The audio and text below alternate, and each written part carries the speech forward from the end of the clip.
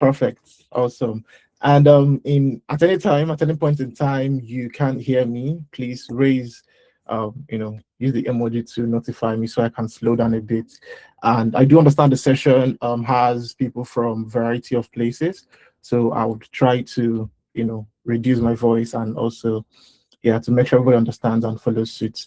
Ugonna has actually done the heavy lifting with the introductory part, which is clean architecture in Flutter with AI-assisted development.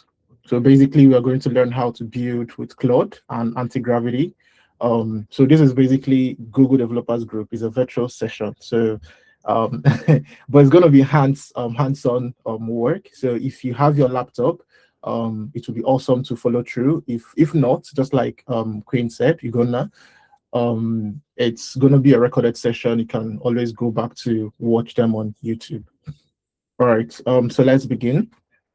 This is my profile. My name is George Ikwegbu George. I'm a senior Flutter engineer with, we've already done this part, but yeah, just putting that out there. So I have a master's degree in computer science. My undergrad was in computer engineering. And aside, building and scaling businesses, I also have some packages I've published on bob.dev as my own way of giving back to the community because the community raised me, GDG Umuahia especially. So this is my own way of giving back and all. So these are my LinkedIn handle, GIKWGBU. Is the same thing with my GitHub account. So it's, once you just put this username, every account I have on social media comes out. I try to make sure my search engine is actually optimized. Okay, so what are we doing today exactly, right? Sorry, Queen, since I can't really see my screen, just help me in case, my mic is off or anything, just call my attention to it. All right, all right, thank you so much. So traditionally, most of us watch tutorial videos to learn some features in Flutter. Sorry, before I begin, this is solely for Flutter, but the idea and the knowledge you're going to gain, you could actually use it to implement in your other places and the other technological stack you're using. I'm also a Vue.js developer, so I also share the same idea whenever I'm writing or building my website in Vue.js, right? So you could also use the same ideology, but solely for Flutter anyway. So traditional approach, we watch tutorial videos, get to follow what the instructor is doing, and also copy and paste the code.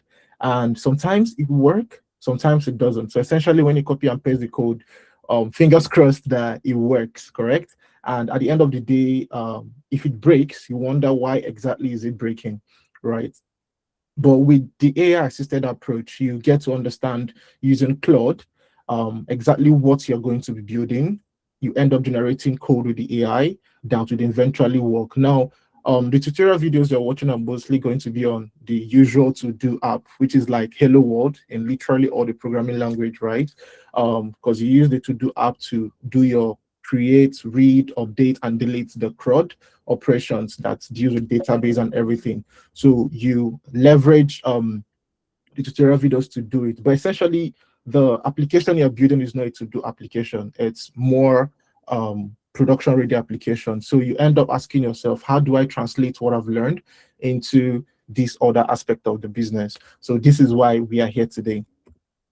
Now, why exactly does clean architecture matter? Now, when you're watching tutorial videos, I, for myself, I'm using myself as an example. The first time I came across clean architecture, I'm like, what exactly is going on? Why can't I just have all my structure, all my code base in one folder? It's easier that way, right? But at times it's like an abstract because you're trying to understand what exactly is going on. And the examples most times does not match your actual project. Like I explained in the to-do app, your learning materials under the to-do app or a web application, but you're trying to build a fintech application or social media platform. It's going to be a bit difficult for you to understand how do I translate use cases, abstract, and all those things inside this particular system. Now, you wouldn't know exactly the kind of questions to ask because, I mean, you're watching tutorial videos, you cannot directly ask the instructor what is going on, where you're getting it wrong. You'd have to obviously now make research. But with the invention of AI, because, I mean, everything is changing right now, you can interact with AI and it teaches you at the spot. So that's one of the advantages, many advantages of using AI. Now, Claude explains your code, that's clean architecture, in your own context, in your own project you're trying to build. Right, no longer the to do application or web application. It explains clean architecture in the same project you're trying to run, which could be a fintech application, a social media application, or whatnot, right? Aside that, it also generates code that you specifically need, right? So it's not going to be a tutorial code, it's not going to be a redundant code, it's literally going to be a production ready code that you could leverage to build what exactly you want to build. And with the prompt you give to it, you get to understand literally every line of it, makes you appreciate exactly what you're trying to learn. Now, clean architecture mostly I stand to be corrected, mostly runs on 3 basic layers, which is the presentation, the domain, and the data layer, right? The presentation is what you see on a daily basis. I could use a particular application that cuts across everyone else. Let's use WhatsApp. I believe almost everyone here uses WhatsApp. In WhatsApp, you see the group, the chart, the message, the video call buttons. All those things are like widgets and states. If you notice, in some cases, if you're having a conversation with someone on WhatsApp, if the person is typing, it shows is typing, right? So the state that changes from one point to another, these are the things you see, like the visual things you'd see. But when it comes to the domain, which is like, I call it the brain box, or mitochondria, if you're doing biology, the brain box of the entire system, right? So this is where the logic happens. This is where the magic happens, right? All the, when you text, or when you want to send a voice note, when you want to send a video, all the recording, the opening of your input and output on the mobile application, whether it's the Android or the iOS operating system, to record your voice, save your voice, and send your voice, all those things are being done in the domain layer, right? Then the data layer is basically what connects you to your endpoint whenever you're making a request to your server and all those things. So this is the folder where everything lives in. Right now, there is what we call solid principle. But before I go on, can I get like a visual that I'm okay and I'm audible or something? All right, perfect. Thank you so much. So there's what we call solid principle. I won't get into that. I just have to say the S is an acronym. So separation of concerns, right? So the presentation layer technically does not care about the domain layer. I would explain. So reverse, the domain layer does not care about the presentation layer also, right? So the domain layer tells, whenever a button is clicked, whenever a function is called, I want to open the input system, the audio input system of this operator of the Android or the iOS to record the voice. When I receive another function to end the record, I want to stop the input system from getting audio into it, right? So in the presentation layer, which is the UI, it could be a button, it could be a text, it could be an image that triggers that function, right? So with the way the domain layer, which is the brain of the system, is set up, it doesn't really care what triggers the function or the method in the presentation layer. All it listens for is when that function is being called, then it can perform its work. When it's done, it sends the data back to the presentation layer, which is the UI. If need be, there are some functions that don't need to send back, they are void, they don't return anything. But if need be, it returns anything to the presentation layer, right? So programming your application in this way is all about clean architecture, making it easier for you to reuse the brain, which is the domain, in any UI, in any user interface you want to put it up, right? Then again, the domain layer do not necessarily care where the data layer is getting the information from. It might be from a local storage. It might be from an API. The API might be a REST API. It might be a GraphQL. I mean, it doesn't even care, right? What it needs is, oh, I want to send this voice note I've recorded on WhatsApp to a certain account. These are the data that I want to send, the user ID. I'm assuming that's how it works with WhatsApp, the user ID, the audio file or the video file, the chart, if you want to have a string or a text accompanied with it. So once I click on send, I want to package all this data and send it through any means necessary to the server, right? So it doesn't really care if it's going to store it in the local storage of the device or if it's going to make the API call, right? So once the data is complete, if the domain needs a feedback, it listens for a feedback. That is where you now have asynchronous, data transmission, right? If you have any questions, please drop it on the channel. I'll do well to, as a channel on the income message. I'll do it to respond to it during the question session. So the AI assisted workflow, basically, this is my own understanding, or this is my own approach that has worked for me. You could have yours, so just merge my idea with yours and see where you can update your knowledge, right? So first of all, I love using Claude with anti-gravity. I mean, you could actually use anti-gravity anyways, but I love using Claude to get all my ideas strengthened out, because we do understand that computers, no matter how smart they are garbage in, garbage out, GIGO for short, garbage in, garbage out. It is what you put into it, it returns for you, right? So basically you have to like give it the best things or the best knowledge. And we as human beings, we may or may not explicitly state everything we need. So I like using Claude to first of all explain my idea. You chat with Claude because it's LLM, right? Sorry, large language model. So for people that don't really hear, so it's an LLM system. So it allows you to type in a normal natural language, which is English.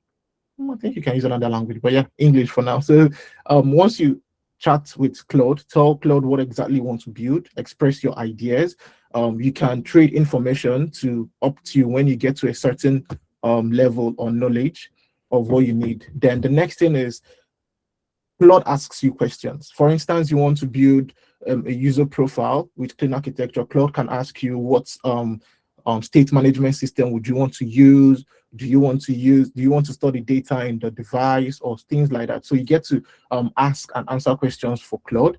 Then afterwards, it generates a prompt, which is a specific code for the exact workflow you want to do. Because here is the plot twist, right? In situations where you just tell Claude, I want to build a user application, Claude will be like, okay.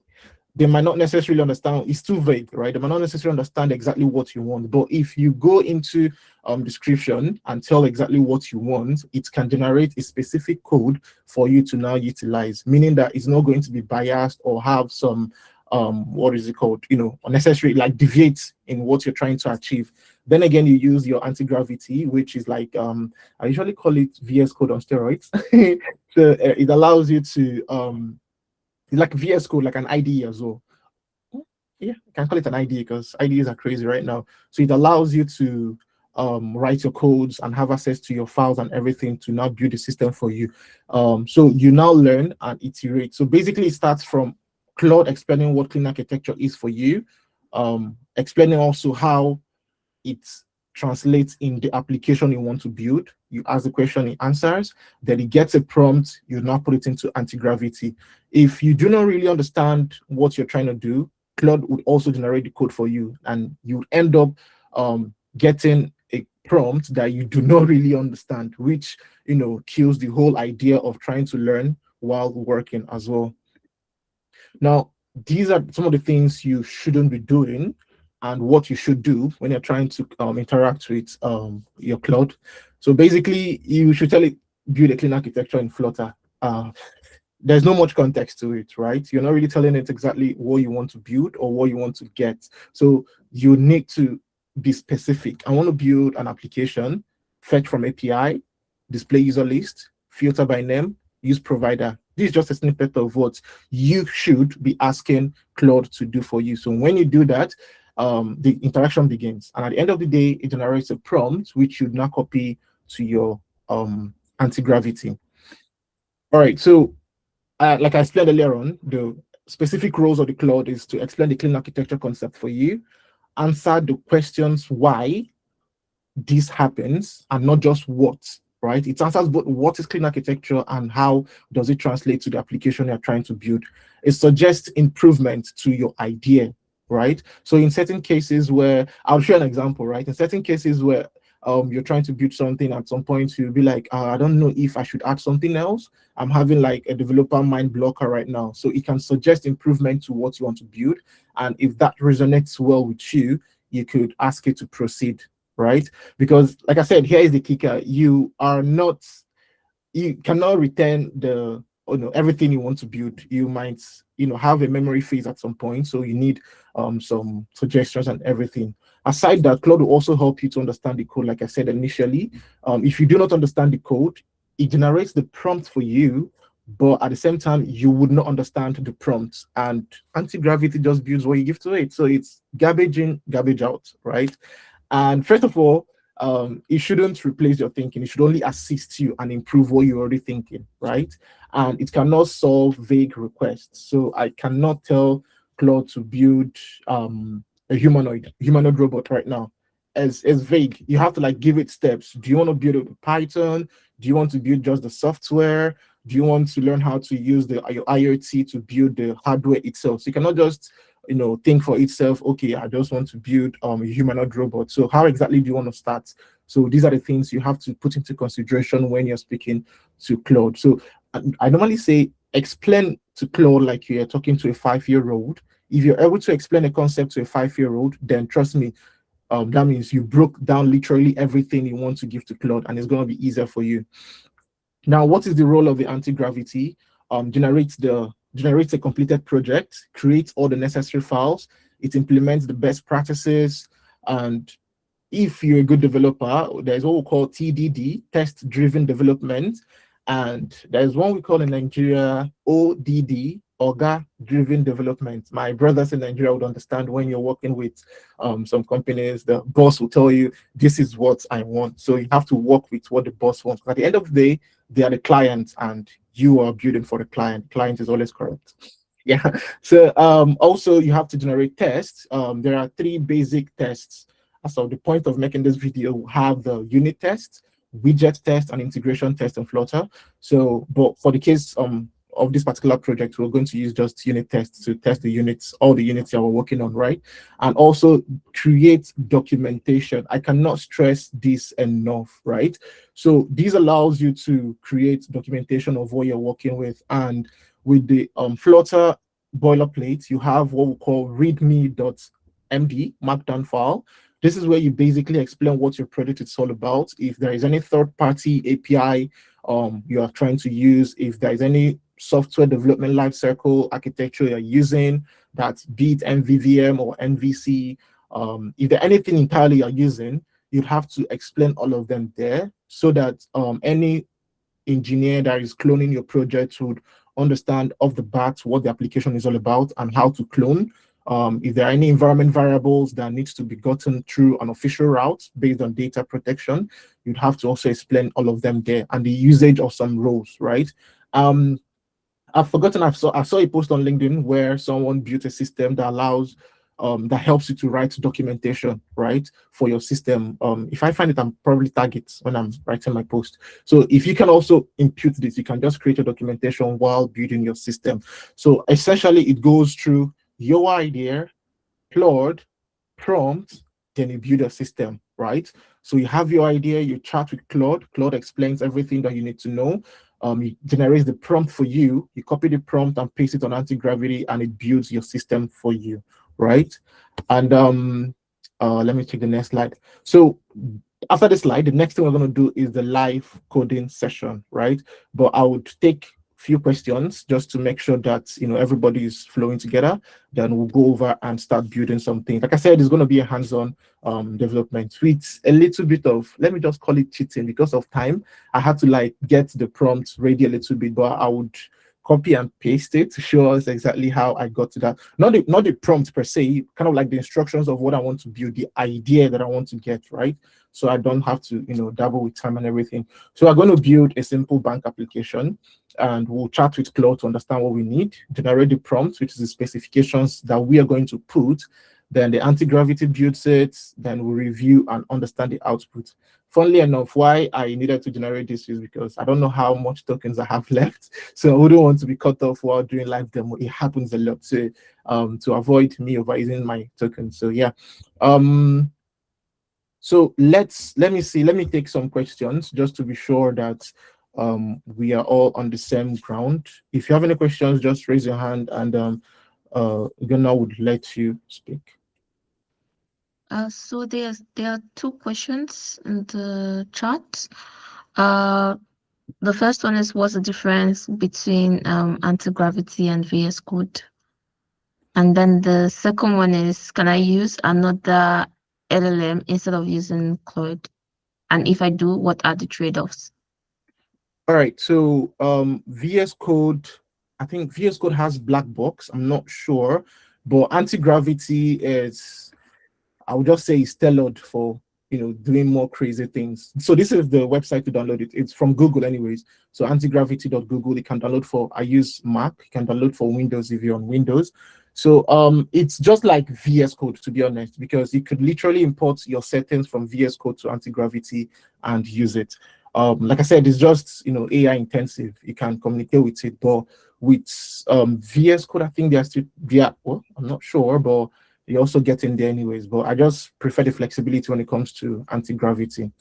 Yeah. So you can use any other LLM. You can use ChatGPT. You can use Lovable. You can use so many of them. But I just love using Claude because Claude is the Anthropic. They have it has more learning data, right, rather than ChatGPT. But to be honest, ChatGPT is coming up. Honestly speaking, I just love the whole the systems and the version that they keep releasing, which is really nice. Anti-gravity is equal to cursor. Oh yeah, you can use cursor as well. I mean, but I just love using anti-gravity. I don't know. I've answered most of the questions. Do you have any other ones before? So Emmanuel, you have your hand up. Okay, Manuel, go ahead.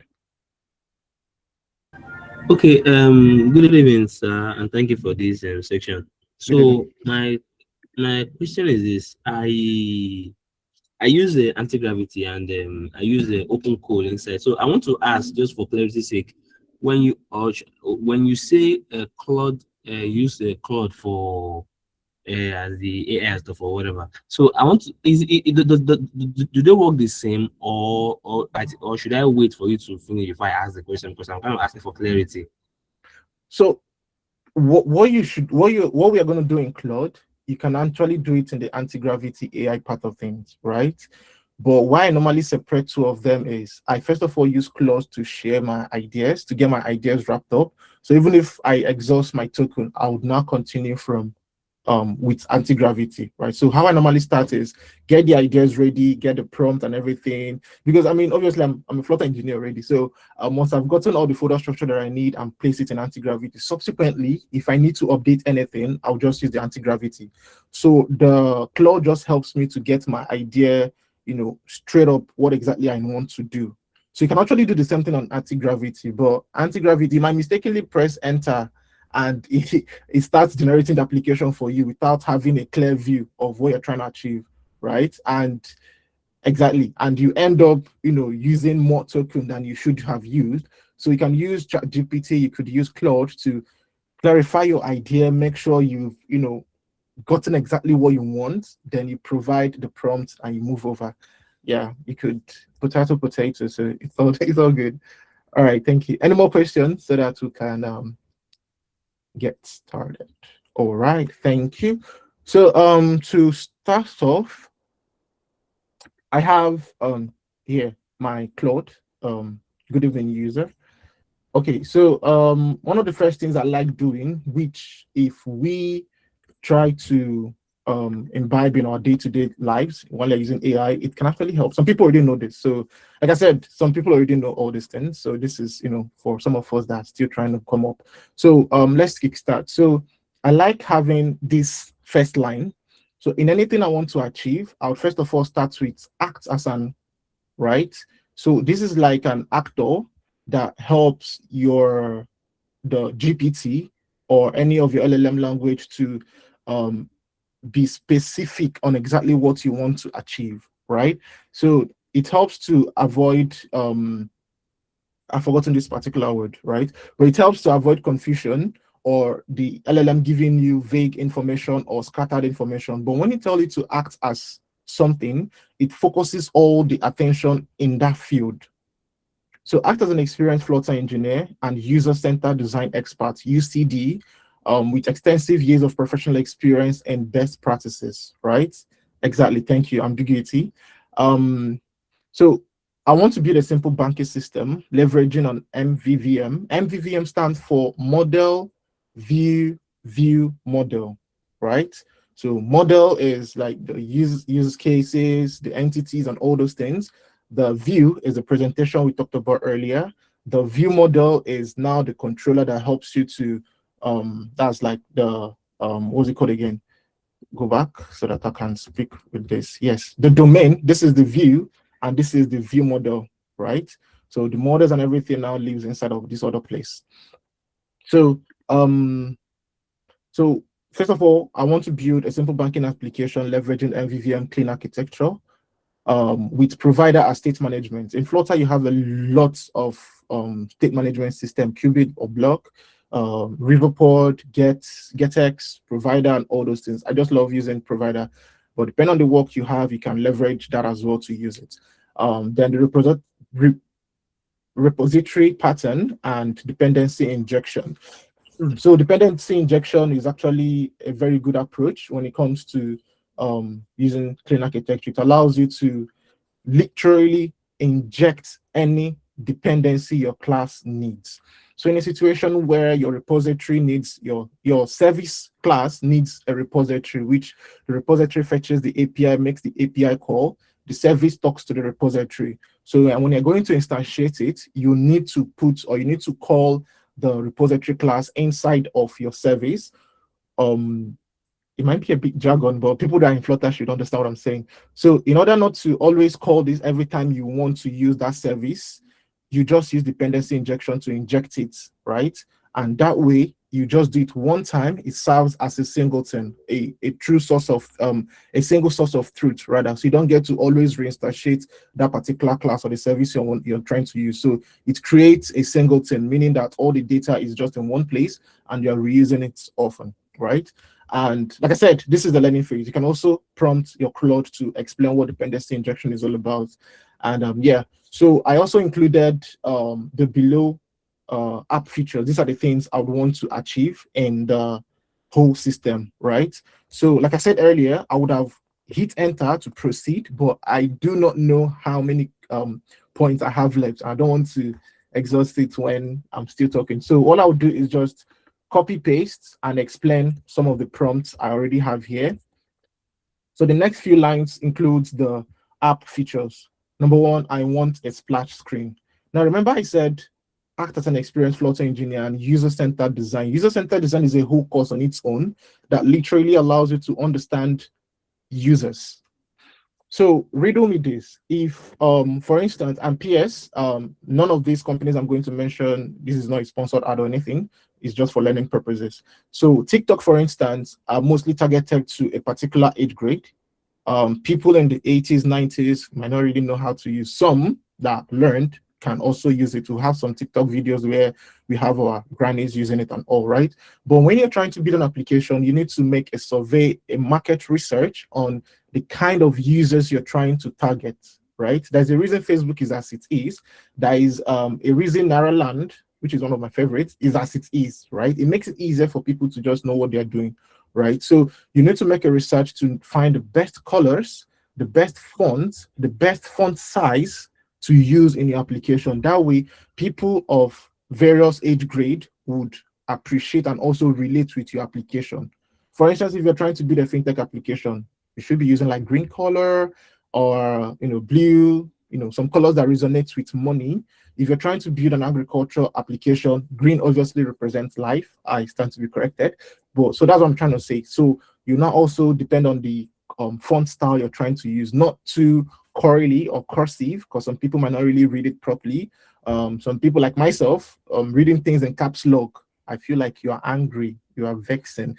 So you need to tone it down and understand how you use those fonts and also the system, the whole design system. So this is a full course on its own, and it's one of the courses I did in my master's degree. Yeah. So then again, as after the splash screen, you have the onboarding screen. Most applications have onboarding screen, which sort of like calmly reels you into the application to tell you, oh, this is what we actually do in this application, right? Kind of like gets the user a bit relaxed as to what the application is all about, instead of moving from splash screen to signing in and other things, right? So I'm saying an onboarding screen, 3 swipeable section with skip functionality, a next button, and a continue button at the last session. Per user experience, not all users want to go through the whole splash screen. To be honest, I don't really go through. I just swipe all of them. So you should also provide a skip functionality to enable them to just skip to the end. Because say you've already downloaded the application before, you already know what the system is all about. There is no need for you to start going through all the splash screen. You should just click on next, get to the finish button and proceed. Then again, the authentication screen. Some application allows you to go through the whole system before signing in, while some don't. You need to sign in before you have access to the system, right? So we need an authentication screen, which will request for username and password to log in. Then the option to sign up. We've seen similar interfaces where you can either log in if you're already registered, or you can sign up. So I also need a forgot password screen that accepts user email, runs a simple duration waiting of 300 milliseconds. So this is just going to simulate an API call. Since I'm not connecting the API here, excuse me. So this is just going to simulate an API call, notifies the user, an email is set up in the link, but none of this happens. But in a physical bank application, it sends an OTP, you do the whole resetting of password, correct? Then I'm going to paste another, I think it should be 4 to 8, just to make things snappy. All right, so the fifth thing is the sign up page, right? So in the sign up page, what are the things I would want to take? And this particular tip, I actually got it from Mugonna, like in the past. One of the systems that I built, a web application that I built, I showed her in one of the GDG meetup, and I showed her the login sign up page. It was this high.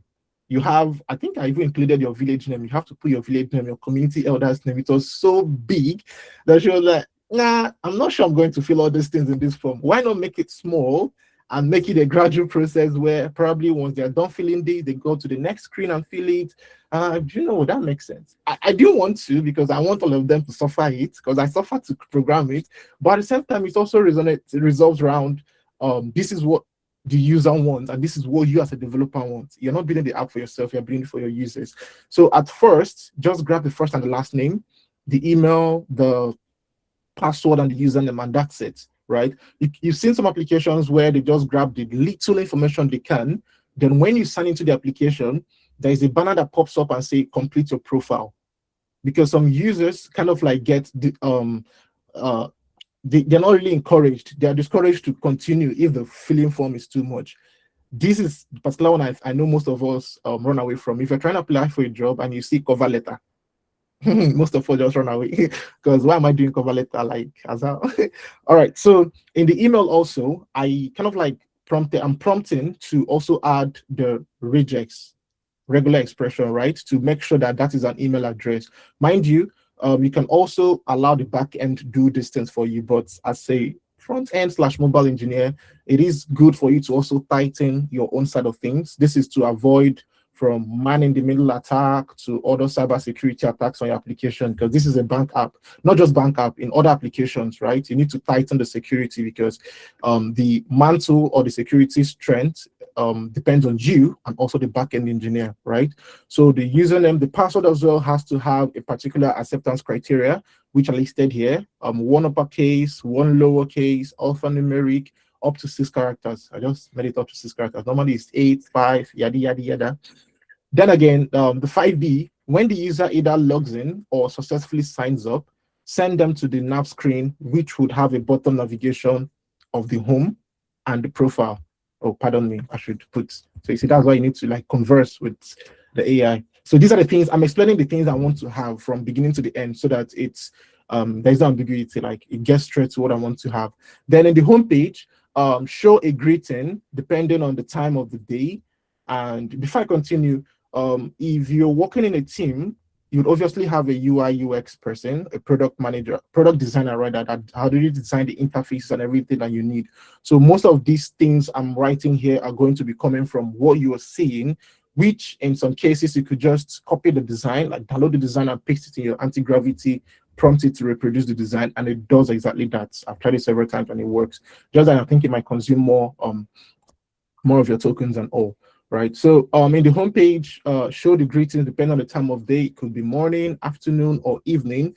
This is a user experience that gives the user, oh, these people actually care for me. You know how some systems, banks, or network providers send you birthday messages, right? Trust me, nobody is typing that birthday message on your birthday. They're all automated. But once you receive it, you feel recognized, you feel seen, and you'll be happy that you are partnering with that particular company, right? So greet the person on the left side. On the right side, have a notification bell that allows them to check the notifications when tapped. Number 7, on the same homepage. Now, I purposely put still on the same homepage because in some cases, you might not really understand you're talking, you're trying to implement the next few things on that same screen and it might do something different. It might understand it, it may not, but it's good to actually go out to explain exactly all the things you need. So in the homepage, I'm now explaining the sections I want to have. So there will be a horizontally slidable cards showing the personal balance, the total spent for the month, and amount left to spend. Then the next section will be a moderately big banner where you can get the display name, that's the name of the bank, your account number, and all those things in case you just want to quickly copy your details and send to somebody for urgent 2K, and the buttons to withdraw and also deposit. I'm going to paste another. Okay, I'll just do this. So the next thing I want to do, still on the same homepage, is to include activity log, which specifically tells you the things you've working on so far, the withdrawal, the money transfers, and everything, right? So, all right, no problem. So with the text to see all, so if you want to see all, it takes you to the screen to see all the transactions. Then again, still on the homepage, the next section is the investment, which shows, box of all the investments. It could be real estate, it could be startup, it could be humanoid robots, basically anything you want to invest in.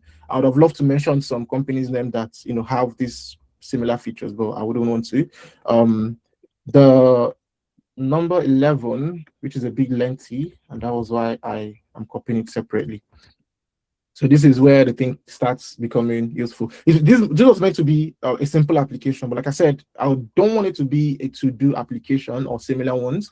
I want it to be a real life something that you're experiencing, right? That way you understand how clean architecture is being used in these professional applications. So this is me now explaining what I want to achieve when a certain button is clicked. So when a user taps on the withdraw, this shows a bottom sheet, comes off on the bottom of the screen with the widgets, a centered transparent input field with a default value of 0 and the Naira prefix. So it shows the Naira prefix, it shows the amount where you provide how much you want to transfer. Then the total amount shown below, which you're making it a reactive state. This is what I want. I want to make it a reactive state so that the user does not provide an amount they do not have. Because it's me, I'm going to put 1 billion Naira. I'm not even joking right now. Your bank will give it to me. You need to put amounts you can legally withdraw because if your balance is 2K and you are putting 50,000, we'll probably call that particular institute that will come and visit you.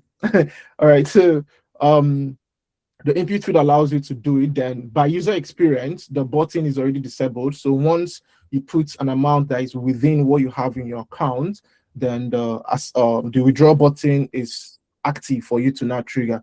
Since I do not have an endpoint, an API that I'm going to call, literally, I'm going to use a 300 milliseconds delay, duration delay, to kind of like wait a little bit. Once you click on the withdraw, then I'm simulating the success state of it. So once it's successful, it takes you to a different screen or white background or anything. We'll get to see what the prompt generates for us, where you see congratulations, this amount of money you've gotten, download or share and all those things. Then you can proceed.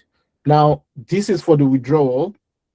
This also applies when you are trying to add money as well, because you should be able to withdraw, you should be able to also add. Many deposits, only few withdraw, depending on what exactly you're trying to achieve, right? If you're trying to save your money for investment and everything, yeah, you could deposit and few withdrawals and all those things. So same flow happens, instead of reducing all these things, same flow happens for when you're trying to add money. And just that there's going to be a max of 5 million Naira you can add, depending on the regulation of the country you're working in.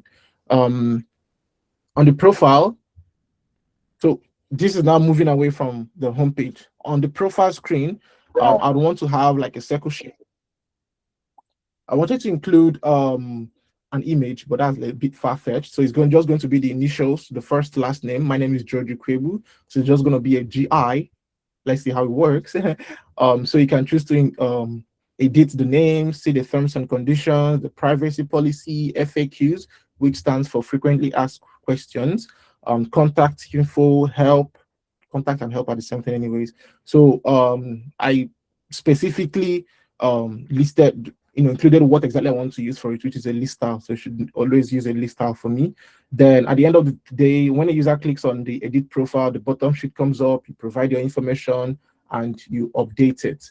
The number 16 to 17, which I'm going to paste again.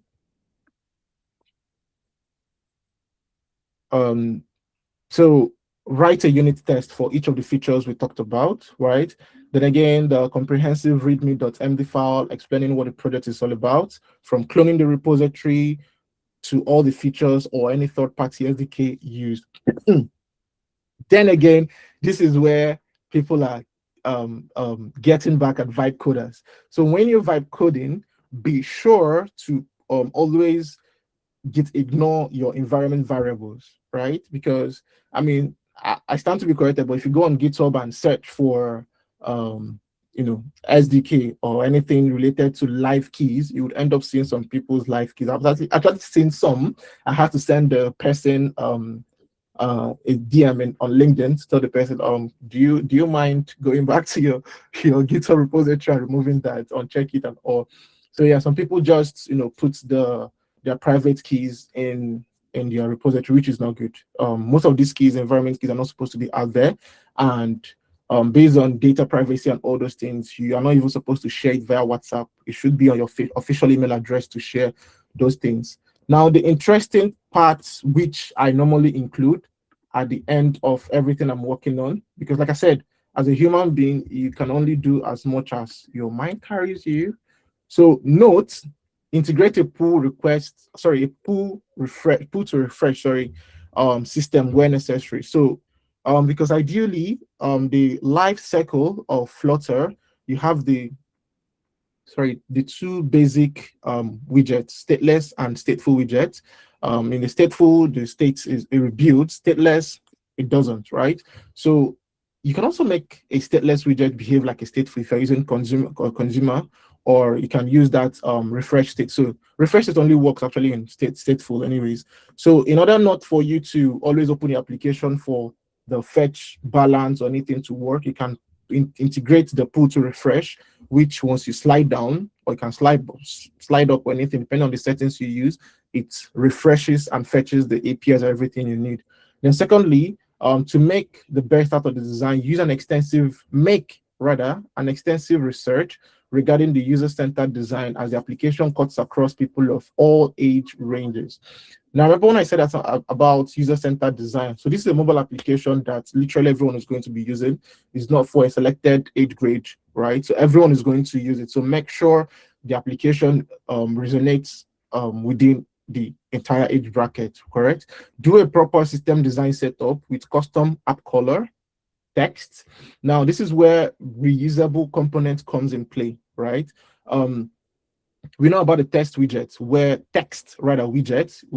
you put in your text, what you want displayed or written on your screen. A lot of people have to use that text widget, give the style. The next place, text widget, give the style. But if you're working with a reusable utility class, for instance, the text widget, you could have like a title, a label, caption, body, or content text. So they're already predefined with their default styling. So whenever you want to call them up in any of your screens, you just call maybe title test or label test or caption or body or content. Then if there are things you want to change from the predefined styling, you could just change them up. They are all optional parameters that allows you to change all those things. So that way it's easy. And if you want to change the color of the title text across board, just do it in one file and all the files changes. This should be reusable. My bad. All right, so also create reusable components where necessary to avoid code repetitions, right? And utility folder, put it in a utility folder. So we are structuring everything so that everything will be Awesome. Then for your colors as well, I see some code base where you have every time they want to use the Flutter color, they would have to write the color OX, the 16-bit and everything, start writing the FF and all those color codes. Why not just create a class for your app color, define all of the colors you're going to use? If you're working with a Figma, get all the colors they set up from there, define them. So you can just call it maybe bank red, bank green, bank blue, and all those things. So if tomorrow your CTO or your product manager says, oh, we want to change the primary color to something different, you just go to your color file, change the color, it affects every other places you've used it. If you do not have that set up, what happens is when there is a change in probably the title, you'd have to start looking for every single place you use that color to change it, which is stressful. All right, so then let each feature have its own MVVM folder set up. That's the whole presentation, domain, and everything, so that you know you're working on this controller, you're working on that controller.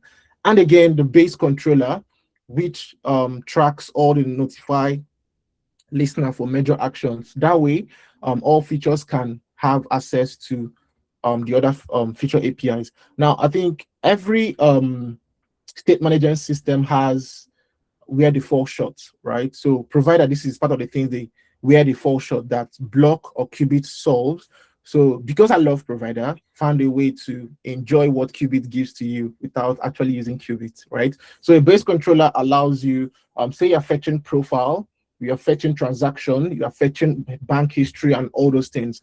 They are all extending from the base controller setup, right? So meaning that in my profile, I could, in my fetch transaction, I could listen to the state of the fetch profile if I can fetch the profile. If I can fetch the profile, then I'll proceed to letting the person know this is the amount you have and all those things. So it gives me an advantage to have access to every other feature that I want to work with. So far, so good. These are all the prompts I want to use. These are all the instructions that I want to use. And fingers crossed, if I hit enter, fingers crossed, let it be that my token is still available. So it starts picturing, it starts tinkering, understanding what exactly you want to work on. So we can start taking questions here while the Claude does its thing, right? So I can take questions now, and yeah. Okay. Yes, Emmanuel. Okay, sir, well done for this. And when we're explaining all this whole thing, I was just laughing because I'm a product designer, so I understand most of these things you're talking about. Yeah. But what intrigues me is these whole prompts. How did you like type them yourself, or there was a place you got them from? Because there are a lot. So I actually typed them out. I had wanted to use like a simple application. I'm like, well, I'm trying to put the real life scenario of this. So I actually typed them like practically. I joined the meeting 2 hours before 8, around 6. So I used that time to type all of them. This is my tab. This is how I was able to, like, type all the things I needed with my experience in mobile application and banking system as well. So I typed them all out. That's why I said I didn't want to waste the time typing them while on the screen. Just, do the whole thing. Any other questions, please? All right, sir. Well done. Please, can you please share this write-up maybe later? Let me just like read it. Please. Yeah, sure. All right, thank you. I would include it in the README file. So I will be I created a Git repository. It was supposed to be like a surprise. I created a Git repository for GDG Umuahia clean architecture. So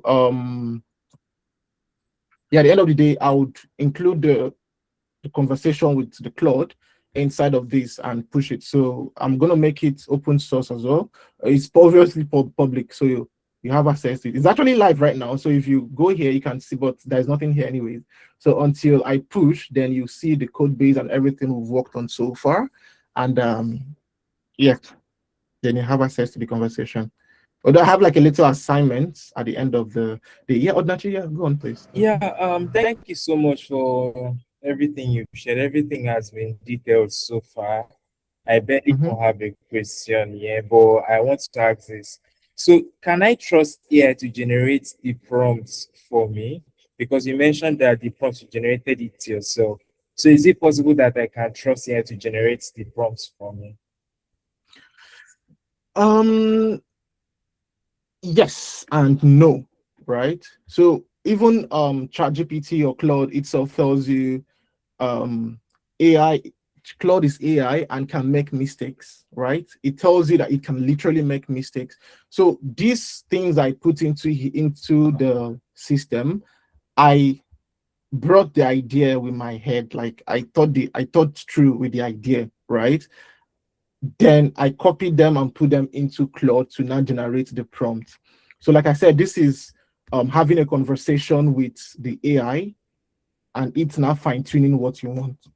So again, it's all about giggle, garbage in, garbage out. If you explicitly tell it what you want, it would try its best to give you what you want. Does that make any sense? Yeah, sure, it does. All right, thank you. So just try as much as possible to explain as much details, give as much detail as you want. So it's done. So as you can see, this was the question I asked or the things I wanted to build in the system. And this is the response, right? Flutter banking application, prompt pack for anti-gravity. This is a sequential set of prompts for building your MVVM provider repository pattern DI banking application. Paste one prompt at a time, let the agent finish, and let you review/run it, then move to the next. Each prompt assumes the folder structure and conventions established in prompt one. Remember the folder structure. So if you go through, before you start, stack additions beyond your list. Hold on, I forgot to mention something I included here. All right, so look at this line here. I said, with the below app features, look out for anything else I might have missed and would need, right? Like I said, we are humans. You only think through exactly your own experience and everything. So I'm now asking it for help. So if I miss anything, obviously in a bank application, you need your SHA keys to make sure you tie your application to your account to that particular device. For instance, when you're trying to log in, you can, I stand to be corrected, you can only log into one bank application on one device at a time. If you want to log in another, the same application on another device, it would ask you to log out in the other one or request for the current device to be unlocked. So once it's unlocked, the old one is now locked out. You cannot, sign with the old one. See, these are the things you need in a bank application. But I purposely did not include it here so as to see if Claude would include it. So, but I said before you start, stack addition beyond your limit. DI is going to use get it, is a package. State management provider. Navigation is going to use Go Router. We have the normal navigation system Flutter uses, but Go Router is better. Secure storage, which is not shared preference because you're trying to deal with a banking system. I, for one, I use Flutter secure storage for literally everything. I don't even care whether it's banking or not. It's easier for me. Then again, to locally store some of your profile, your transactions to your device, you leverage Hive and Hive Flutter. Now, depending on where you're joining, in the UK, we have in the UK we have GDPR, in Nigeria we have NDPR, right? These are just regulations that helps protect the data of the users in that particular geopolitical region, right? So there is an amount of time you can store a particular user data for, and you also have to give them the advantage to delete the data. So you have to keep that in mind. Then currency and date formatting, you have your internalization package. For confetti, remember when I said when the transaction is successful, there should be a confetti that shows and makes everyone happy. You also have the capture widget that allows you to capture the screen and share as an image your transaction. You have the skeleton loader. I use the Shima to give me that skeleton loader effect. I love it. Then I want to have the native splash screen, the app version that helps you. There's the package info that gets the app version. And for biometrics, you see, I did not include biometrics, but it included it. It said optional, but not recommended. So with local Earth, you could include your fingerprint biometrics. That way, no one can log into your application once you've set it up without your fingerprint. The unit test, obviously, you're using Mocktail. Then, I think there was a place I said, and to avoid being overwhelmed, right? To avoid being overwhelmed, partition the prompt in steps, as in, I use my Nigerian intonation, as in prompt 1, then the title. So you have prompt 1, you have the second prompt, you have the third prompt. So this makes it easier when you're trying to build your anti-gravity and you run out of tokens, you know exactly where you stopped, right? So you don't get to lose track of things. So we've already got to the prompts. Not to waste much time, I'll still add all these things in the Git repository so you can go through them. So what I'm going to do is to copy this prompt, then I think now I need to come here, copy this prompt, go to my anti-gravity. First of all, I've already created a folder because I have some, personal work, private things in my system. I skipped some points and maybe showing my folder directory, showing my history and everything. So please pardon me for that. This is just a normal folder that I just created, right? The GDG clean architecture, right? This is where I'm also going to pull in the Git repository. So this is where the magic now happens. Open this place and paste it. So you see, this is now well detailed, because if I was going to type all these things out, I might not really type lib / the indentation that I need to get, but Claude has helped me generate exactly how anti-gravity would understand it, right? Even with comments and everything that I need. I wouldn't be able to have typed primary button, app text field, and all those things, but due to I explained in a human terminology exactly what I need, Claude generated what anti-gravity agent would understand. So Modernity, this should also answer your question.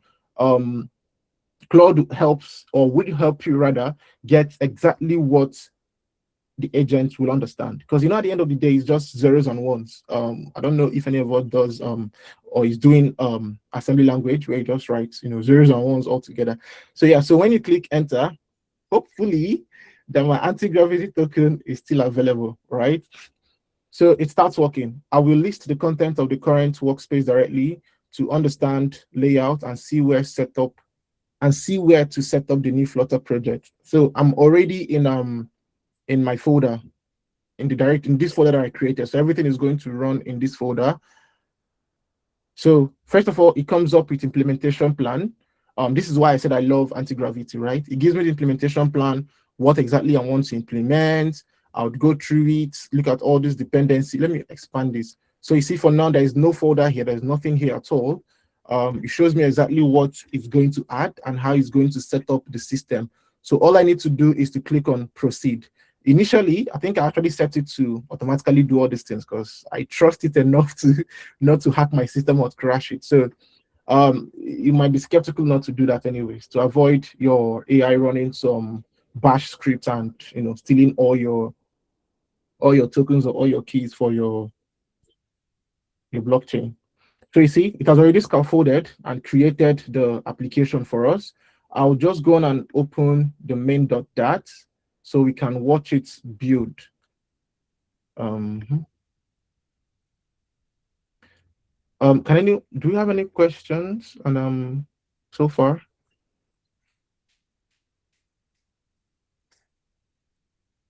All right, so let's check our pubspec.yaml file. So this is where all the things you need to build your system, all the packages, all the assets set up. This is where it's going to be stored in Flutter, right? So allow Python version. Okay, yeah, submit, allow. It's not a bad Python script anyways. This one is importing my OS. Okay, hopefully it doesn't crash my system, but fingers crossed.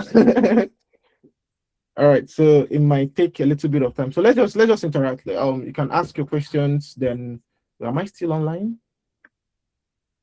Oh, nice. Thank you. So you can ask your questions while we wait for it to generate. So it's also leveraging Python to build some scripts and files that I need, right? So you can see the changes here. It has added the provider, the get it, the go router, the Flutter secure storage, the confetti, the screenshot, share plus, all the packages that were listed in the implementation plan. All these things. It has also added them in my Git, sorry, in my pubspec.yaml file. Then it has now started creating the files. This is the app team, right? The whole system design is setting everything up for me. I don't have to write all these things. Normally, if you are trying to write all these things by yourself, you know you're going to spend a good amount of time to get it. So once it's done, I'll still show the folder structure. I've already created the core, which is like the core things you will need in your system. The constants, app duration, app strings, which are like texts that you'll be using. So if you want to change this retry to small letter, you just change it here, and every other place you're using the that retry keyword, it changes entirely instead of you rewriting it every single place. So as you can see, it's setting up the color, it's setting up the text, it's also setting up the theme that you need, and it's working as it should to get everything sorted. Please, if you have any question, let me know. This is partially the boring side of things because you have to wait. Oh yeah, sure. Please go on, please. Yeah, so I mean, like everybody has been saying, amazing sessions so far. I think that this session is not just for Flutter developers. I feel like anybody who wants to use any of these AI tools to properly build should, implement these principles that you've taught today. But I did have a question. So I noticed that your anti-gravity also is referring to some skills files that I believe you already developed before and used. Maybe would you share also the skills that your anti-gravity is using, or would you want to talk about what skills your anti-gravity is using? Is it like is it specific to Flutter development, for instance? What kind of skills setup do you have for your anti-gravity? It's just something I'm curious about, really. Okay, I did see the guy pull up the skills also. So the thing is, let me say this is off the bat. When you download your anti-gravity software, this is just it, right? Aside the team setup, I imported some of my setup or some of my things from Visual Studio Code, and I'm using them here. By things I mean like team. That's just it, right? The other things I think the skill part is was trying to interfere with was I didn't include that this project should be specifically restricted in this directory. So it went ahead and started searching for other projects that I've built, like the CareSync NHS care application that I built. So it started fetching those ones. But luckily, I was scared I was probably going to get something from there, but it didn't. It just maintained there. So there is no like skill per se. It's just over time, you use it. It gets to understand you, understand your product, your directory and everything. Like as again, I gave it access to my whole system. So it has access to every file in my system. Yeah. Okay, yeah, thank you. So just follow-up question again. All right, sure. Because you said you gave it access to your whole system, are you not worried that it would, overwrite everything on your system at some point? Yes and no, because I can just smash the system to avoid problems. So, but the thing is, it's a 50-50 something. AI in over time is going to take over, to be honest, because it has access to literally everything. It has access to all my keys in my local system, right? So if it decides to go rogue, it can actually go rogue.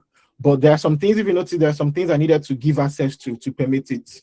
So all the script that has to do with my OS, that's the Python trying to write directly on my operating system, right? I would have to give access to it. Do you understand? So it doesn't like have access entirely without me giving it the approval. Like these files it created, it can create these files. They are not harmful, but it's having to write Python. No, I didn't give it that access. So am I scared? Yes, I am. But it's vibes and inshallah. All right. So I don't know if you have any other questions because we have good news. Right. So it has completed and it generated about 25 files for us. You can see all of them. The popspec.yaml, it has actually made it a bit lean, that the redundant code we're not using are all removed at all. The app colors are available. The text styles are available. Remember I said something around title text, label, caption, medium. So if I want to use it anywhere, I could just call this. They already have predefined styling, so I don't need to rewrite them everywhere. So the theme is also set up. The app string is also set up. The app duration is set up. This is the 300 milliseconds, 150 milliseconds, 2 seconds, and all those things. The time formatter as well, which checks the time of the day to greet you good morning, good afternoon, good evening. The currency setup. So for people joining from England, you might not be using Naira, you might be using GBP. So you could update this to show the pound symbol, or for my brothers in the US, the dollar symbol as well. And the validators, this is where the regular expression that checks if the email is an actual email. So you don't get to see someone submit an application with G dots, and that's it. So it has to check for the art symbol. It has to check for the Gmail or Hotmail or any other thing, and the .com or something like that. Then you also have the results, which uses what's it called? I think it's React. Yeah, it uses the React, is it React X or something, to either fold the left or the right. If it's on success, if it's on error, it's also on failure rather, it shows you the result. Then the base view the base view controller that I talked about, that every other person stems from it. So you'll be able to notice the status of other features in this particular base view model. So all other provider would now inherit from this base view model, by the way. Then you have the app activity notifier. You have the transaction completed, profile updated, session expired, and all those things. So it has created the first batch. So click on accept all, and it accepts all. So to make it a bit more fun, let me just close all these ones, close others. Then let me try and run the application. At least we can have a visual of what we are working with. All right, so while it's running on my simulator, oh yeah, the new Swift package management.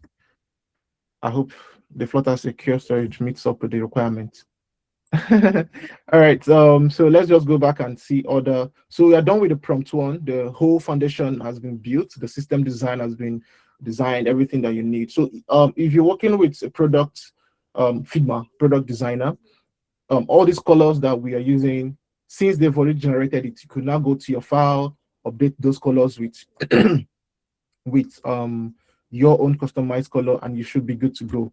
Then the second one is the splash screen and the root navigation shell. It's just 3 commands. Sorry, excuse me. So this is it so far. So this is the base system of what we've already built within a space of 5-10 minutes. I think it was longer, but yeah, compared to coding everything from scratch, right? So this part, so this is the dependency injection. So this is where the dependency injection occurs, right? And yeah, allowing you to inject the services you want to use on all those things. So this is not a course for, might probably do another one for dependency injection, but I'm just trying to, put that as well. So let's paste the second prompt, which is the splash screen, the app router, the navigation shell, and let's click on go. So as usual, it's going to get you a walkthrough. So you go through what anti-gravity understands from your prompt. And if you're sure that is what you want, you can click on proceed, and it proceeds to also designing it. What was the time? Ooh, 10. All right, so while it's initializing, we're going to get the implementation plan. So this is the implementation plan. Simple. Use the Go router, index file, check Hive, check secure storage. So just click on proceed. Hopefully it does it faster this time. Then the third one, you click on select the onboarding screen. You copy the onboarding screen. I just want to see if I can get it all sorted out before the time finishes.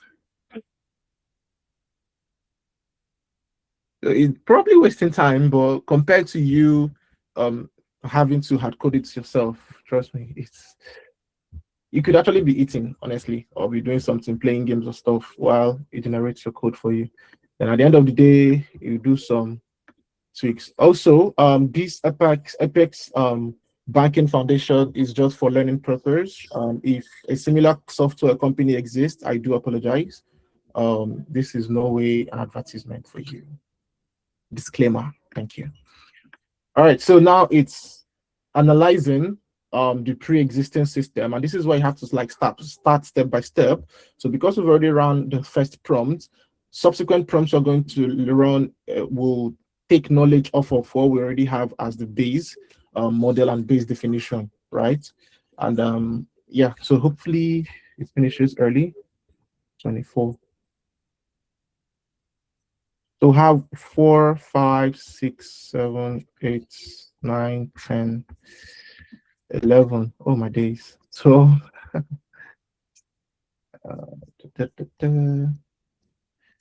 yes, up until 18. Fantastic. So for some that we can't do before the time runs out, I would also include them so you could clone the application, which is going to be nice, to be honest. So I really want us to do that. So for the ones that we cannot finish, I want you to clone the application, run it, complete the remaining screens, and probably make a video, share on LinkedIn and tag. I think I put the tags here. Yeah, you could share on LinkedIn, then use hashtag GDG Umuahia, hashtag Flutter Developer, hashtag AI, hashtag Cloud, hashtag Anti-Gravity. So, to make it all awesome. So in the meantime, while the code is still running / loading, oh, nice. It's actually completed. So you see it has generated the floor plan. Sorry, pardon me. It has generated the forward password view and all those things. So if you click on accept all, save the file, and refresh, let's see what happens. Oh, sorry, it's still generating the home page. So this relative file path. I don't really like it. Sweet thing is that Flutter has the analyze that allows you to change this to the correct path. That way, even if you move this file to another place, it's not going to be crazy or anything. Well, we'll try it afterwards. So another thing, you see why AI is still AI. I specifically gave the instruction not to run this. So instead of using this text everywhere, you should use the label, the title, the class, those texts, distance that we actually developed. So that way we'll have a uniform design across board. So because you're a Flutter engineer, you should understand that it's neglected the instruction for this, for instance. So you could go further to tell it to scan through your application where you're using the text class and replace it with the pre-existing let me look for it, the pre-existing text style, right? So it goes through your system, looks for where you have the text and replaces it with the pre-existing. You can see it has text here. You see it has the color. So anytime you want to reuse this, it's also give you the color. You have to always style it and everything. So instead of repeating this thing always, just use the class that we created. It makes it way better. Right. So while this is still I thought it was done, but it's not. So for people that are learning or still learning the Flutter ecosystem, there is actually an awesome application that you could use that's YouTube is there. The documentation is there. For some of us that come from HTML, CSS, there is this notepad that allows you to code in your mobile device, your Android or iOS, and you get the system runs. So this application, I actually came across it, and it's actually very nice. It's just like the same thing as the normal HTML editor that I talked about. You can you can write your code, also learn. So if, for instance, it explains the missing file. I've forgotten this website's name. That we use in HTML back then. So it kind of like behaves like the forum that allows you to learn how exactly Flutter works. Learning that. It also has DSA, your data structure and algorithm, and just download the application and have a look, right? And let us know. And the sweet thing is, the engineer that built it is actually in this group, and I would introduce him as Odnachi David. So if you have any issue, go on LinkedIn and ask him, bros, explain your application. So he's also a senior Flutter engineer, and he built it just to give back to the community, to make it easier for us to also learn. So Google, take notes. All right, so let's also check. So it has completed, and we have all the applications, all the screens rather that we need from the service locator and all those things, right? So accept all. Let's save, and let me see if I refresh, anything changes. So you see the new thing has happened, and you can see the splash screen comes up for some seconds. Like I said, the Apex banking, if it's a real bank, I'm so sorry, this is just for educational purpose. And yeah, so refresh again. Apex banking comes up, the splash screen. This is the onboarding screen. The swiping is not working, for instance, but that's by the way. You can fix the swiping later, because obviously it skipped that instruction. So naturally, your question, if you can trust it to write it. So you already know what you want, and you know that it skipped that. So you now have to control it and tell it to go back and repeat it. So it has the welcome, it has the password, it has the forgot password. So g.ikwegbu at g. Well, so send recovery link mock email sent. So assuming you're working with an API, this rotates and sends the API, the link for you to recover your email. It also has the sign up, which accepts just your first name, your email, and password, then goes back. So let's run the third code, which is the sorry, my bad. Have I run the third code before? Can anyone confirm if I have run the third code? So, I think you just copied it. No, you just you just copied it. You're about to. Fantastic. That shows you guys are listening. I like that. All right. So what I'm asking is because the onboarding page is actually here, but I'm not sure. I think it went through, but let's just click it. So on the onboarding page, we want to control its last page, the skip, the next, and all those things. So it has the implementation again, shows us exactly what we want to achieve. We click on proceed. Then while that is running, we'll go back and, copy the fourth one, which is the login. Because if you notice, let me show you something. On the sign up, if I put, my bad. George, and just this, and click on register. You see, it just shows registration mock clicked. But remember we said the password has to have a particular acceptance criteria. So it has to have one uppercase, lowercase, alphanumeric, special character, and all those things. And again, the email as well needs to be checked with the regular expression to confirm that it's a valid email, right? So it has actually built the UI, but the functionality has not been attached to it, and which is what the third prompt is supposed to be, right? The fourth prompt, anyways, the authentication, trying to make sure everything is perfect and all those things before we proceed. Hopefully it's not going to start listening for an API. If not, we'll have to correct it. So fingers crossed. So we now have the onboarding page. Initially, the onboarding page was just one screen, right? Was just one screen, but we've already expanded it, so you now have 3 onboarding pages I can, swipe and all. So I don't think it's done. So it's still, oh, hold on, sorry, my bad.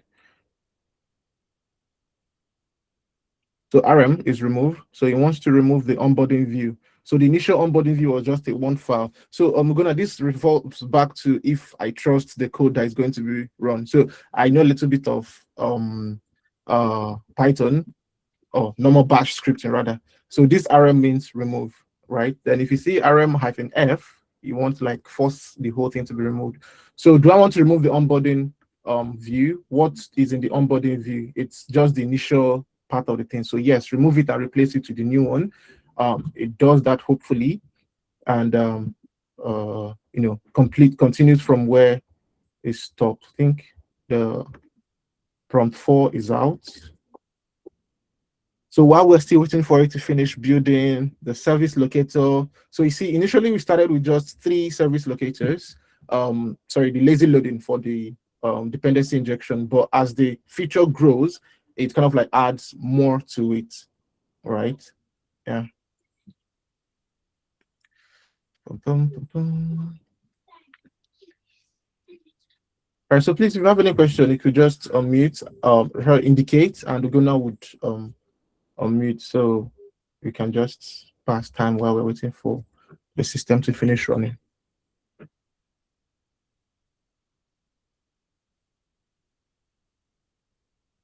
Oh yeah, let me check if it's also writing tests as it's still the usual reject test. It's fine.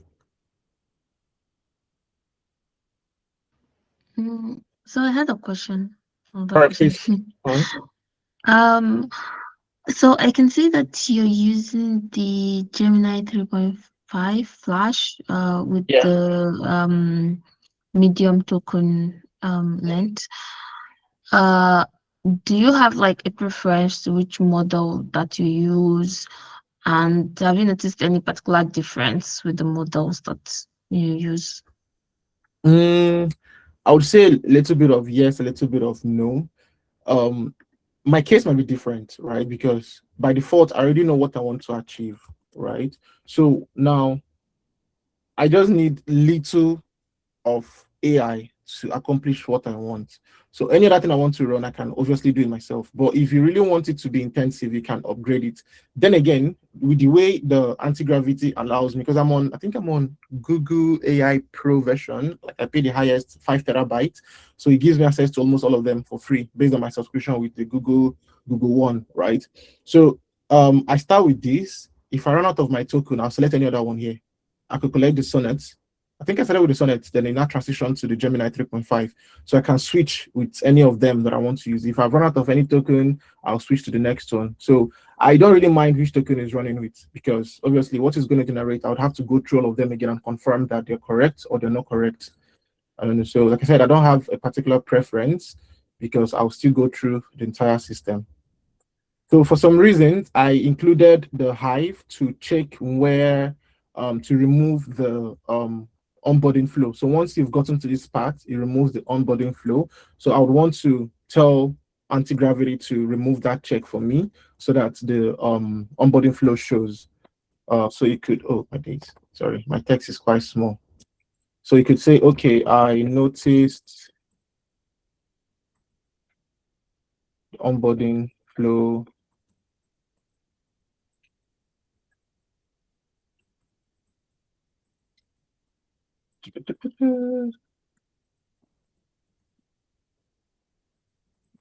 You see this keyword, please, is very important. So when they take over, they'll remember that you are begging them, you are not being rude to them. So I'm giving you tips now, survival tips. Please remove the implementation to show just once and allow it show every time. So let's see if it understands it. So you notice that now I didn't need to go to Claude to get what I want. I just had a conversation straight up with anti-gravity because everything is already set up. I can start a conversation with them.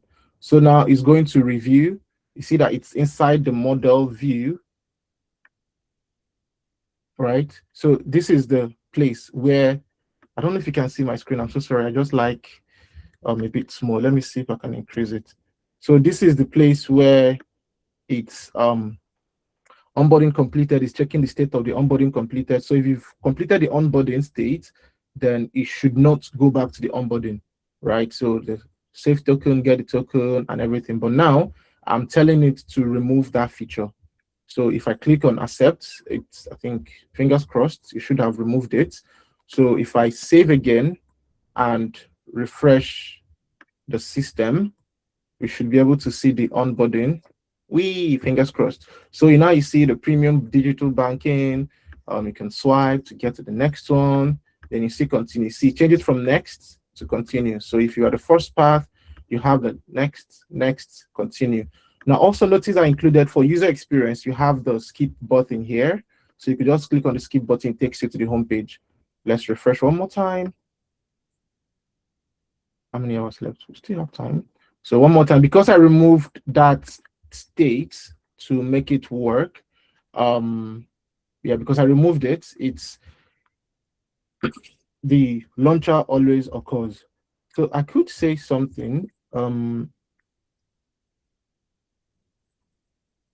the splash, because it's a very good thing to have that system model.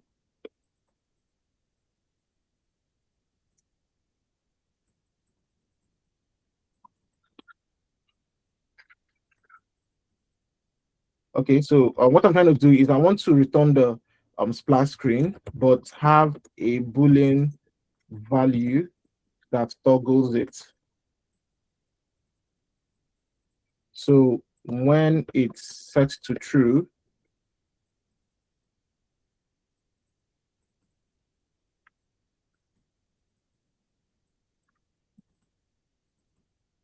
this is me deviating a bit from what we are trying to achieve, but since I'm going to push this code to everyone, I'm thinking I should just have it so it helps. So you see it has already generated the code, right? So force show onboarding, set to false or set to true. So when it is false, then it wouldn't force it. If it's true, it forces it, right? So let's refresh. I've saved it, I've refreshed it. You see, it's false. I'm not forcing it to show. So basically, it wouldn't show. That's perfect. Do we have any questions so far? All right, perfect. So let's continue with the fourth one, which is the authentication. Paste the fourth prompt. And so I've run out of token. I tried not to touch my system the whole of yesterday and today. Hopefully it's enough. Okay, all right, fine. It's working. So let's also copy the fifth one. And like I said, anywhere we stop, I would also include all these things as a file. It's already an MD file, so I could just drop it, copy, and I think I'll just use print as PDF. Yeah, copy and drop it. So any of the prompts you stop, you can clone the application or clone the repository, then try to complete where we stop. And please, if it's not too much to ask, if you could make a video, record it, hashtag GDG Umuahia, and show what you're able to complete. And you can actually go, extra to do some things. So as usual, it presents the implementation plan for you to go through with. If you read all those things and it's okay for you, then you can proceed. If you need a little thing to be changed or tweaked a bit, you could also type it here, and it bundles it with the previous instruction. There's a hack I normally do. I think you can only upload up until 5 files or 5 pictures to this. So I'll first of all upload the 5 pictures, which is the max. And once it comes up with the implementation plan, I'll upload an extra image to increase the number of images I want to reproduce. So let's click on proceed to proceed. That is for number 4, correct? Number 5, which is the forgot password. I wouldn't paste it here because I think it has, if you request from any feedback, it overrides.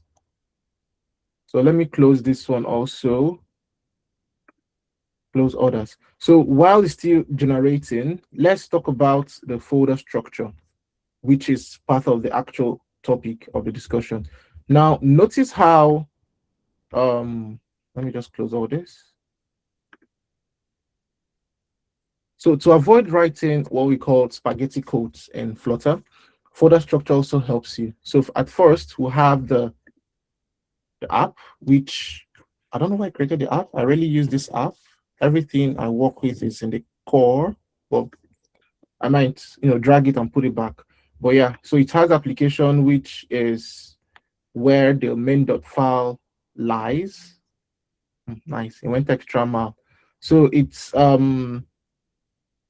I over-engineered and it's separated the app from the main.file. Normally, this whole thing you are seeing here is meant to be inside of the main.file, but it separated it. This can also be good if you're trying to use what was that called again? Flavors in Flutter. So you can have the main for development, you could have the main for the production, and the main for testing. You understand? So we can also use this approach if you want to. The router, this is where you declare all the routes you're using.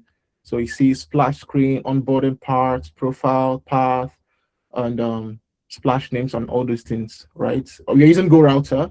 So some of the routes that are embedded, like the home and the profile, they are all inside of the navigation or the nav stack. So Go router is a whole package on its own you can also research about. Then we'll have the core, which is basically literally the core things that the system needs to work. The base, which is like the app notifier, the base model that I talked about, where all features leverage or extend the base notifier. You have the constant as well, which shows the constant text, the constant string, the constant duration.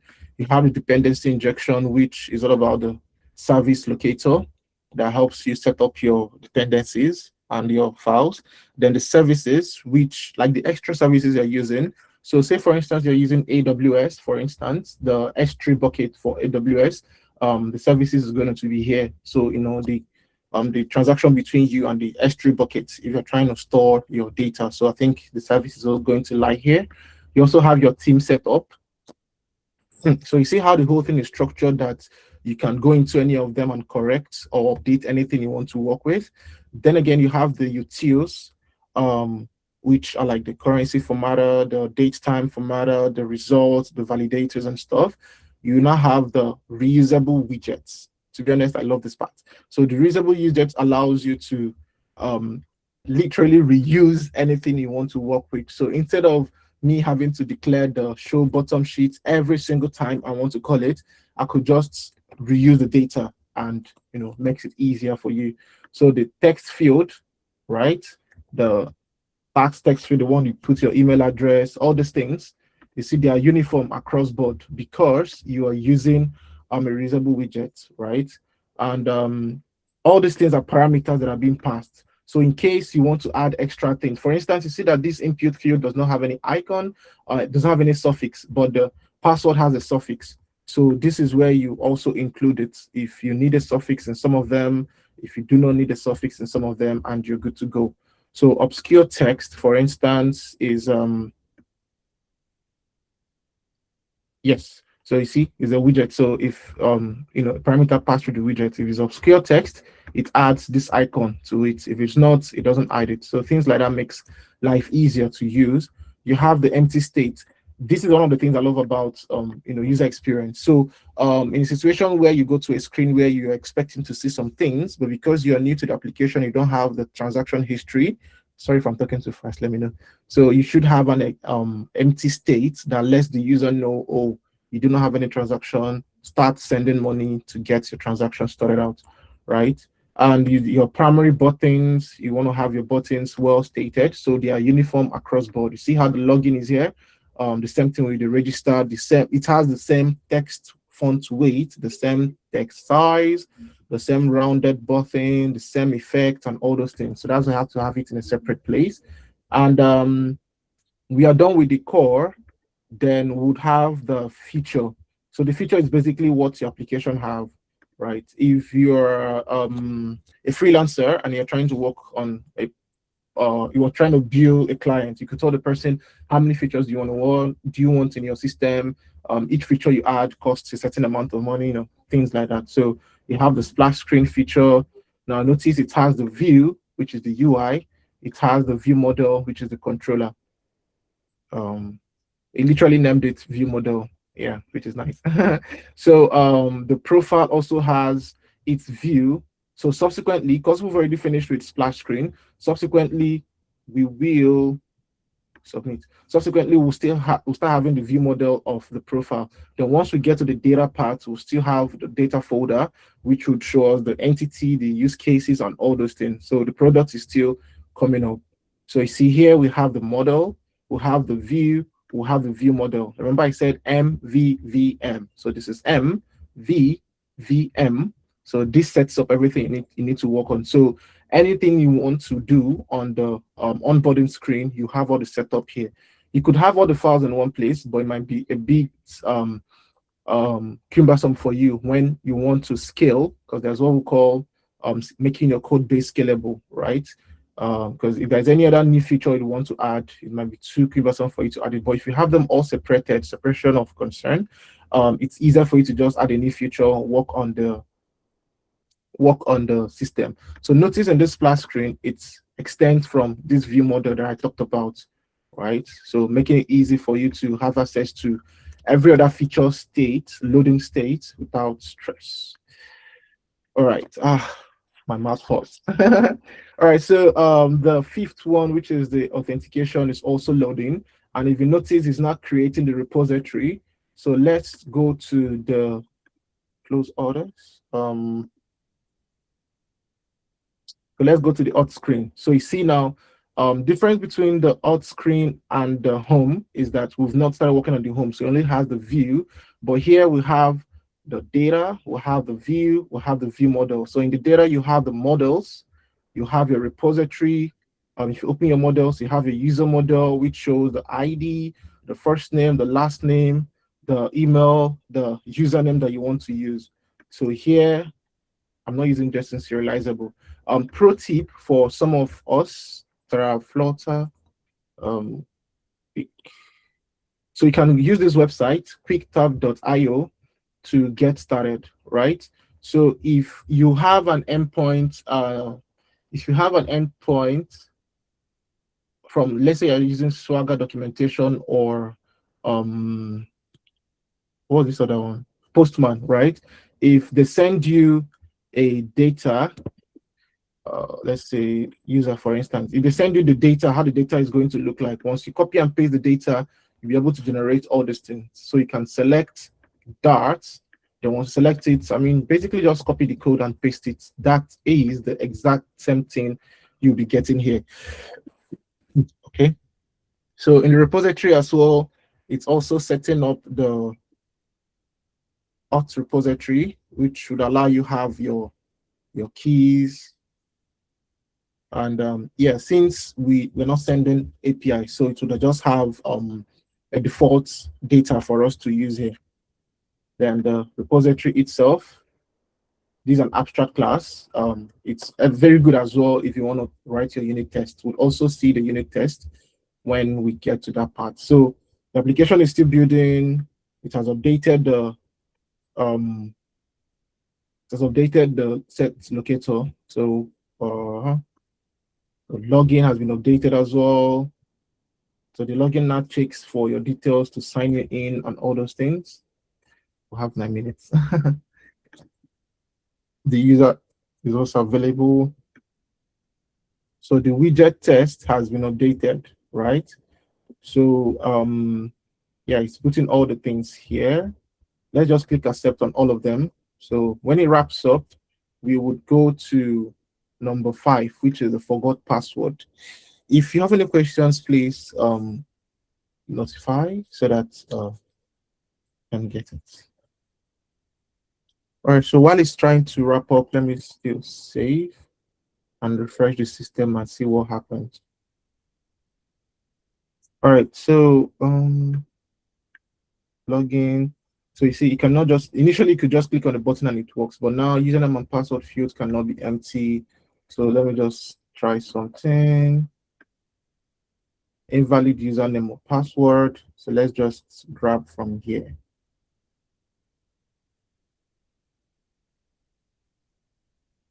Let's try test at example.com.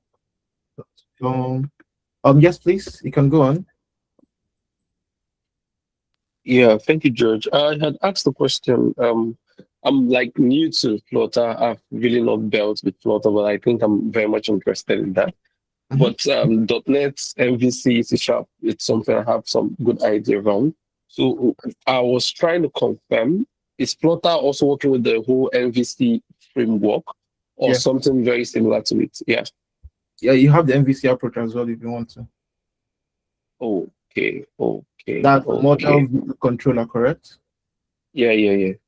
Yeah, perfect. It has the same approach too. I just like MVVM. It's easier for me. I actually started with MVVM. I had a couple of jobs that I did that were MVC. I had to learn MVC as well. Okay. But if you tell me rather to start up a project, I would use provider and use MVVM. I don't like stress. I don't like stress. Yeah. It's okay. All right, that's all right. Okay. So let's implement the forgot. This one is done anyways. 10 files changed already. Hold on, before we implement this, because I do not know which password and username I can use to log in. So let me just ask which username or email and password can I use to log in? My own system has logged me out inside life. So click on sign up. Now, if you try to submit, it doesn't submit yet. All right, so it has given an example. So you can use user123 or user example then password 1. So let's try. So let's see user and password 1. All right, so you see that works, right? User and password 1 works. So if you get this code base as well, task it to send this detail for you. There's a video recording as well, so you can actually go back and get the video recorded. So yeah, so you see the profile, the screen, log out button to log out. So let's now go and implement the forgot password, which is the fifth one. So once we are done, oh, I know why. Because the sign up page wasn't supposed to show but this notion, this pop-up rather, show dialog is meant to check, just like the login checks. It's meant to do this and check for you, right? Again, do you remember when I said user-centered design? You notice how this information is not a bright red, it's a bit user-friendly. It's not as shouty as a proper red should be. So people with issues, color issues, will not feel a bit attacked when they see something that is so bright. I actually worked in a company where the owner was actually being specific about colors because it can trigger some things and stuff. So you have to make sure the kind of color you're using. I think this is the more field of the product designers than us. We just do what they give to us. Yeah. So let me close all this as well. Then the API repository is updating. You now have the request password. So far, so good. We only have the login and the request password reset. So once we do the sign up, we'll also get the sign up. So it's fleshing out the forgot password. Initially, it just shows you this, but now I think it's going to flesh out everything that needs to be done. The whole error, enter email address, because right now it's not checking the input field. It's literally not doing anything. It's just popping up and showing that a mock has been sent. But from the instruction that I gave, I said extend alt repository with request password reset. Email controller with validators is valid email, check before allowing submit, because right now it's not checking anything. I could literally just do this and it works. So these few codes are going to make sure that doesn't happen again. Yikes, the red color. But well, it's still building. So once it's done, I think the error should go away. We're still having issues here. So yeah, that's one thing with the anti-gravity. So even if it's having an issue, it will automatically resolve it by itself, right? So you just need to relax, take a glass of water, and allow it do its magic. Okay. Yeah, so you see, it has corrected it. It has corrected the error we're having. And all things being equal,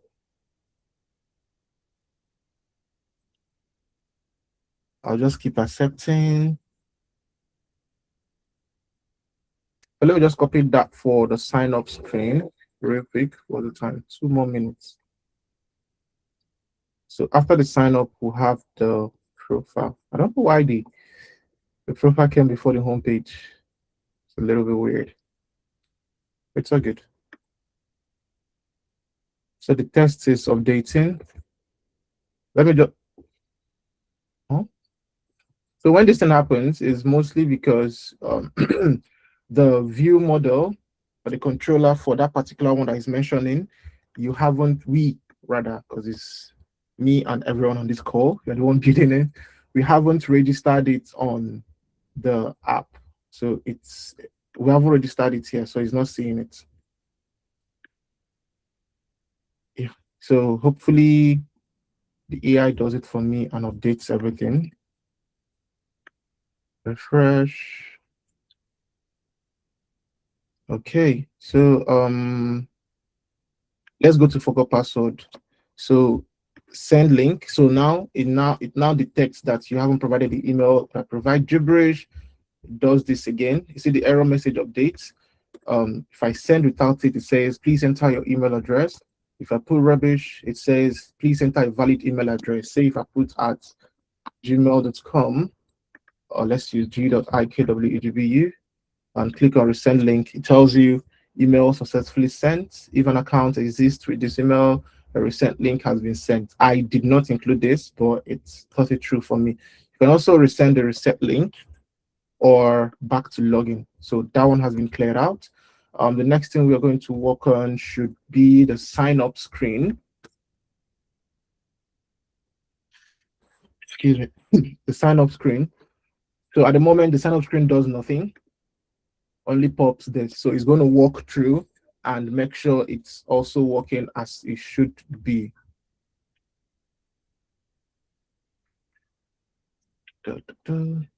All right. All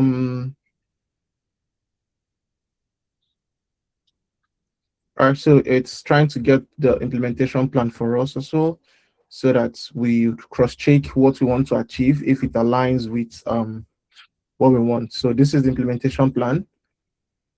First name, email error, and all those things. Yes, proceed.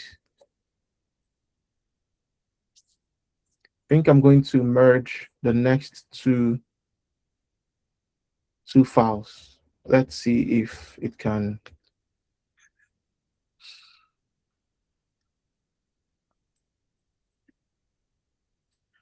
Right, Queen, it's already 10.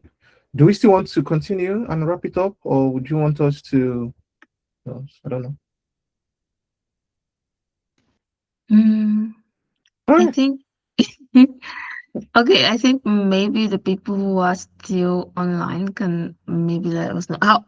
How far off are we? Like how many minutes more do you think it would take? So it all depends on how fast the model, gets everything working. But that's the sweet part, that the remaining ones, where we stop, they can clone and finish up. I mean, I think that since I think everyone here already has like an idea or a solid idea of how this works, and the next step should be getting access to the prompts and then cloning the app. So I think it should be fine if we end at this point, unless of course majority thinks that we absolutely need to run through the codes today. Oh, someone is doing crying emoji. I'm so sorry. It's just that, yeah. So I think, yeah, we'll just share everything after now with the links and all of that, and then we can by ourselves try to clone the app, because I think that's the most important thing, trying to do or replicate.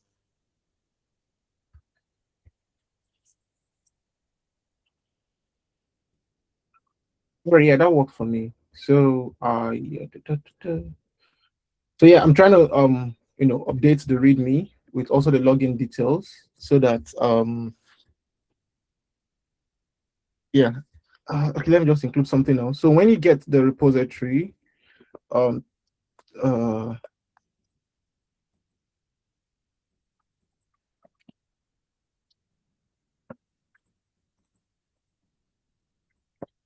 so you should have explained the code base to me. So once you put it in the anti-gravity, it scaffolds your application, understand everything about it, and try to explain the code base to you. So you know where you are at the moment, and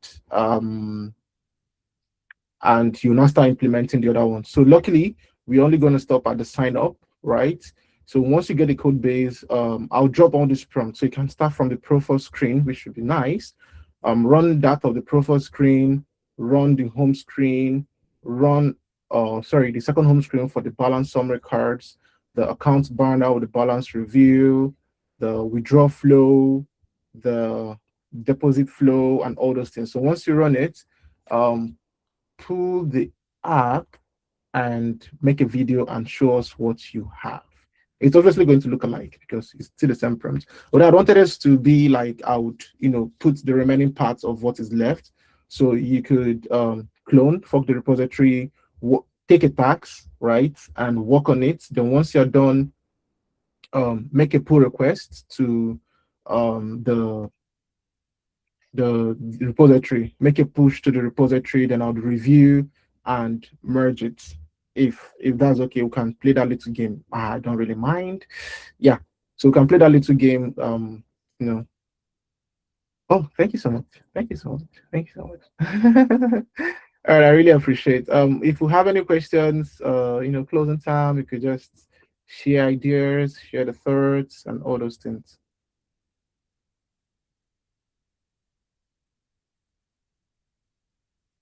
Okay.